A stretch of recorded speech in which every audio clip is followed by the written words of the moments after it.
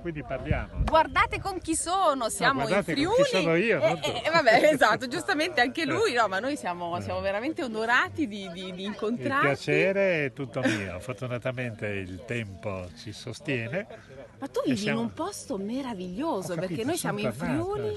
Siamo nella zona del Coglio, dove io sono cresciuto da ragazzino e sono tornato da qualche mese dopo 40 e più anni di vita cittadina. E adesso finalmente ti godi questo questa paesaggio bellezza. agreste, questa bellezza, al di là, al di sopra di quella che può essere anche il ritmo della vita, è veramente, il paesaggio è rassicurante. È vero, questo verde, queste vigne, no? Un buon vino, si mangia bene. Sì, in effetti bisogna stare un pochino sul chi vive, perché hanno la tendenza a fare troppo spesso delle merende. Ah sì? Sì, io dico sempre Quindi, che nel resto d'Italia c'è una giornata all'anno che si chiama cantine aperte. Sì. Qua invece le cantine sempre aperte. Fantastico. Quindi bisogna andarci piano. andarci piano. Noi ci vediamo domenica a Linea Verde dal Friuli. Mi raccomando. Bruno Pizzul.